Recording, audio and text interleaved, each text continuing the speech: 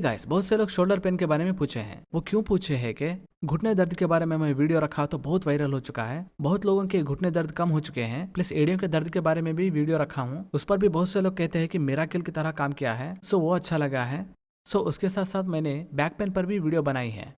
कमर दर्द पर भी बहुत पॉजिटिव रिजल्ट्स आए हैं। फॉर एग्जांपल, एक व्यक्ति को बहुत दिनों से कमर दर्द था। उन्होंने कहा कि सिर्फ 5 मिनट में दर्द कम हो चुका है। सो उसी सीक्वेंस में अब हम किसके बारे में कहते हैं, शोल्डर पेन, मतलब कंधे के दर्द को किस तरह कम किया जाए। तो मोस्ट इंपॉर्टेंट रूल बहुत ध्यान से याद रखनी चाहिए कि इस टेक्निक को आप मिनिमम 3 डेज करनी चाहिए। तब देखिए, सेकंड डे पर ही मैं मानता हूं कि 90% से ज्यादा दर्द कम हो जाएगा। थर्ड डे पर मैं कहता हूं कि 100% कम हो जाएगा। सो मोस्ट इंपॉर्टेंट थिंग और एक मैं कहना चाहता हूं कि ये एक 12 step process.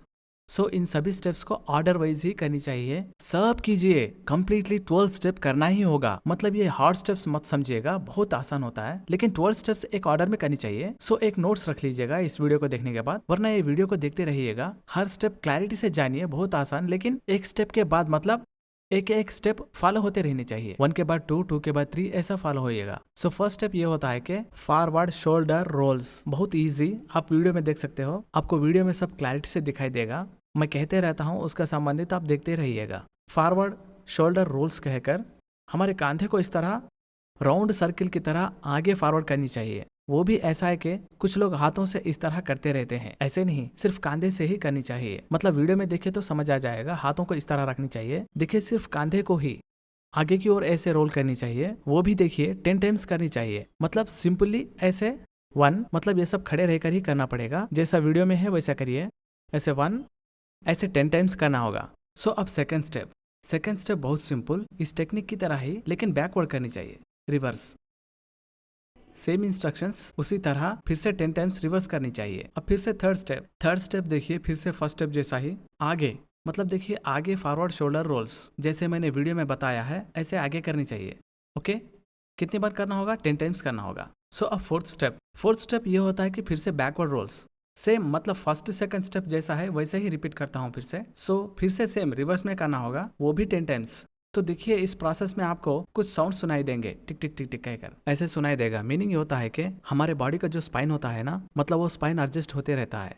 So next fifth step ये है कि जैसे वीडियो में बताया गया है, हाथों को इस तरह स्प्रेड करके, मतलब इस तरह आगे करके, उसके बाद स्ट्रेटली रहने चाहिए। आप याद रखिए, जिस तरह सारे वीडियो में स्ट्रेट दिखाई दे रहा है, पैर भी उसमें जिस तरह खड़े हैं उसी तरह खड़े रहिएगा। खड़े रहकर आपके हाथों को इस तरह रखते हैं ना, फर्स्ट एक घुटना उठाइए और फिर दूसरा घुटना, ऐसे एक घुटना और एक घुटना, ऐसे एक घुटना और एक घुटना, ना झुकते हुए स्ट्रेटली खड़े रहकर घुटनों को उठाइए। ऐसे करिए, मतलब ऊपर नीचे ऐसे 20 टाइम्स कीजिए। नेक्स्ट स्टेप होता है सिक्स्थ स्टेप नंबर 6 में ऐसा होता है कि स्क्वाट करना है। वीडियो में जिस तरह किया गया है वैसे ही करके एक 30 सेकेंड्स रहिएगा। सो अब सेवंथ स्टेप ऐसा है कि आप देखिए, एक तकिया हो या किसी भी तरह का एक पिल्लो लेकर उसे मोड़िए। इसलिए मोड़ने के लिए कहता हूँ कि देखिए, दोनों घुटनों के बीच में रखनी चाहिए, जिस तरह इस वीडियो में बताया जा रहा है, दोनों घुटनों के बीच रखनी चाहिए। तो देखिए, मैं इसलिए मोड़ने के लिए कहता हूँ कि मोड़ने पर इस तरह मोटा होता है ना, जब 2 पैर भी इस तरह करीब आकर, तब आपको ऐसा लगता है कि बीच में कुछ गैप है, मतलब विरोध रखने जैसा, एक पिल्लो को विरोध रखने चाहिए। सो अब आप एक पिल्लो को ले आकर अपने घुटनों के बीच रखे हैं ना, रखकर ऐसा करते हैं कि इस वीडियो में जैसा बताया गया है, घुटनों से दबाइए, ऐसे करीब दबाइए। तो देखिए, ऐसे आप 30 टाइम्स दबानी चाहिए। सो 1, 2, 3, इस तरह 30 टाइम्स दबाना होगा। ये 7th स्टेप है। तो देखिए, आप यहाँ एक याद रखनी चाहिए कि दबाते समय घुटनों से ही दबाइए, पेट को इन्वॉल्व मत करना। ऐसे दबाते वक्त पेट को इन्वॉल्व नहीं करनी चाहिए। जस्ट पैर, वो भी सिर्फ घुटनों को ही इस तरह, मतलब घुटनों से ही दबाने की कोशिश कीजिएगा। तो जब आप ये एक्सरसाइज करते हैं तो ऐसे दबाते हैं ना, जैसे आपके पैर से घुटनों से आप पिल्लो दबाते रहते हैं ना, बहुत से लोग वो स्टेप में ये देखते हैं कि बहुत से लोगों को साइनस होता है ना, वो ड्रेन हो जाता है। जिनको साइनस प्रॉब्लम है वो एक बार करने पर उन्हें समझ आ जाएगा। सो यही स्टेप होता है आर्म सर्किल्स, बहुत इंपॉर्टेंट होता है ये। इसी कारण बहुत से लोगों में चेंज आ जाएगा।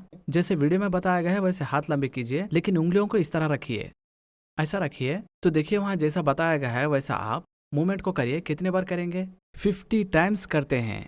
आपको 50 ज्यादा लगता होगा, कोई बात नहीं। कुछ लोग अगर ना कर पाए तो भी ट्राई कीजिए, कितना करीब आया उतना अच्छा होगा। सो 50 टाइम्स इस तरह करिएगा। सो 9th स्टेप ये है कि सेम ऐसा ही, लेकिन हाथ का पोजीशन उस वीडियो में जैसा है उसे देखने पर आपको समझ आ जाएगा। ऐसा रखे है ना, अब ऐसा रखते हैं, मतलब फुल स्ट्रेच करके जैसे उस वीडियो में है। अब बैकवर्ड पीछे, अब तक देखिए इस तरह रखकर फॉरवर्ड किए हैं ना, अब ऐसा रखकर बैकवर्ड करते हैं। एक बार वीडियो देखिएगा, ऐसे फिर से 50 टाइम्स करनी चाहिए। तो देखिए आप याद रखिए, ये सारे प्रोसेस में आप सांस लीजिएगा। बहुत से लोग ऐसा करते हुए सांस लेना भूल जाते हैं। सांस लेना इस एक्सरसाइज में बहुत इंपॉर्टेंट होता है। सो 10th स्टेप ये है कि स्टैटिक एक्सटेंशन। सो देखिए कुछ लोगों के लिए, ये एल्डर पर्सन के लिए थोड़ा सा मुश्किल भी हो सकता है, फिर भी करने के लिए कोशिश कीजिए, क्योंकि इन स्टेप्स को डिक्टो फॉलो करते हैं तो अच्छा होगा। तो जैसे इस वीडियो में फर्स्ट ऐसा होता है कि इस पोजीशन में आने चाहिए। इस पोजीशन में आकर ऐसा करते हैं कि सर को मतलब नीचे देखिए, ऐसे सर नीचे रखकर देखिए, सर को लूज छोड़ दीजिएगा, ऐसे नीचे देखिए जैसे उस वीडियो में है।